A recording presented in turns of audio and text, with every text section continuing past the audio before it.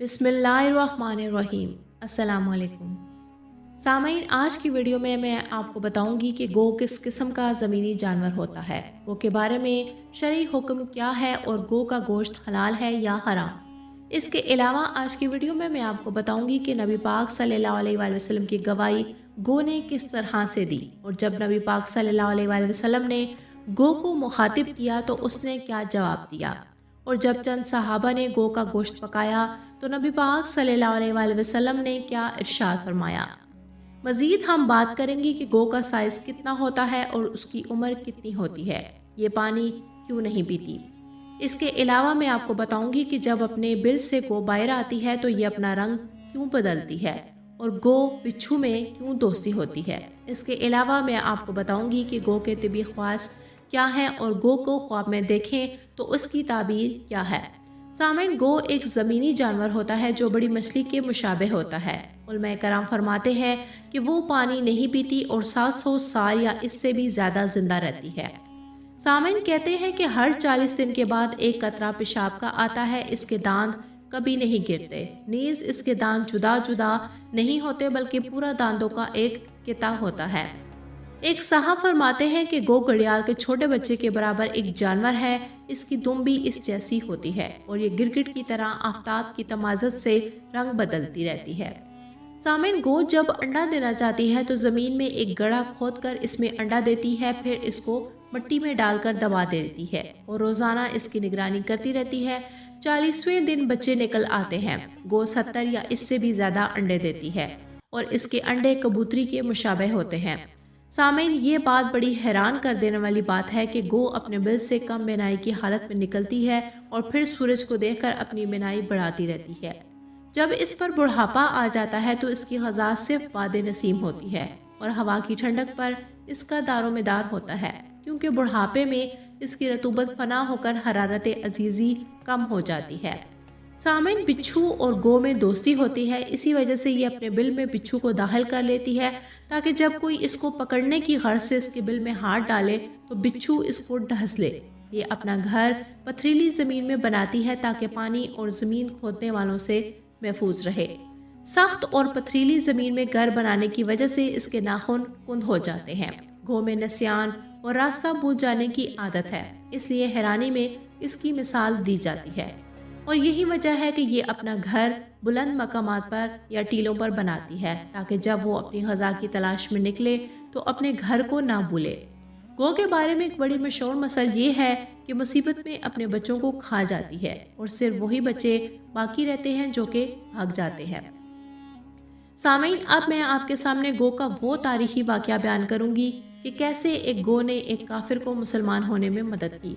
सामईन, एक दफ़ा का जिक्र है कि नबी पाक सल्लल्लाहु अलैहि वसल्लम अपने असहाब की एक महफिल में तशरीफ़ फरमा थे कि एक एराबी कबीले बनु सलीम का आया। ये शख्स गो का शिकार करके उसे अपनी आस्तीन में डालकर अपने मकाम पर ले जा रहा था। जब उसने नबी पाक सल्लल्लाहु अलैहि वसल्लम के पास हल्का बनाते हुए एक जमात को देखा तो उसने कहा कि ये जमात किसके पास जमा है। लोगों ने बताया कि इस शख्स पर जो नबूवत का मदई है। तो वो हजूर सल्लल्लाहु अलैहि वसल्लम की हिदमत में आया और कहने लगा कि मोहम्मद, औरतों ने तुझ जैसा जल्दबाज झूठा शख्स कोई नहीं जना, नऊजुबिल्लाह। तू अगर मुझे इस बात का अंदाज़ा ना होता कि अहले अरब मुझको जल्दबाज कहेंगे तो मैं तुझको कत्ल करके तमाम लोगों को खुश कर देता, नऊजुबिल्लाह। ये अल्फाज सुनकर हज़रत उमर रज़ी अल्लाह तआला अन्हु ने हजूर सल्लल्लाहु अलैहि वसल्लम से इजाज़त चाही कि मुझे इजाज़त दे, मैं इसको कत्ल कर दूं। नबी पाक सल्लल्लाहु अलैहि वसल्लम ने फरमाया, नहीं, क्या तुमको मालूम नहीं कि बुर्दबार शख्स नबूवत का मुस्तहिक होता है।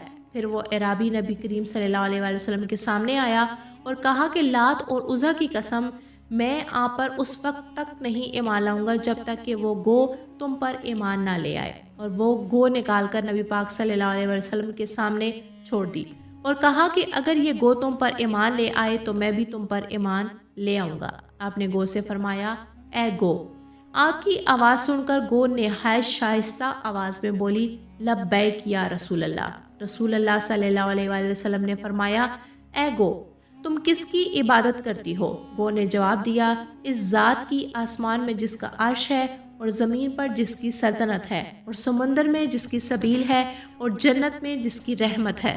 اور دوزخ میں جس کا عذاب ہے۔ اور نبی کریم صلی اللہ علیہ وآلہ وسلم نے ارشاد فرمایا کہ میں کون ہوں؟ گو نے جواب دیا کہ آپ پروردگار عالم کے رسول خاتم النبیین ہیں۔ جس نے آپ کی تصدیق کی وہ کامیاب ہوگا، اور جس نے تکذیب کی وہ خائب اور خاسر ہوگا۔ جب اس عرابی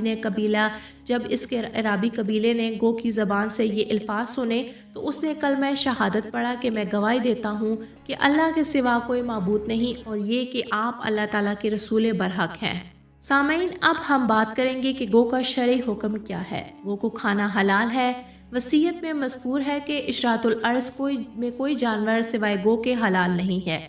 حضرت ابن عباس رضی اللہ تعالیٰ عنہ سے روایت ہے کہ گو سے متعلق رسول اللہ صلی اللہ علیہ وآلہ وسلم سے دریافت کیا گیا کہ کیا یہ حرام ہے؟ تو آپ صلی اللہ علیہ وآلہ وسلم نے فرمایا کہ نہیں، لیکن یہ میرے وطن میں پائی جاتی ہے، میں اس کو نہ کھاتا ہوں اور نہ ہی حرام قرار دیتا ہوں۔ ایک دوسری روایت میں ہے کہ رسول اللہ صلی اللہ علیہ وآلہ وسلم نے فرمایا کہ گو کو تم لوگ کھا لو، اس لیے کہ یہ حلال ہے۔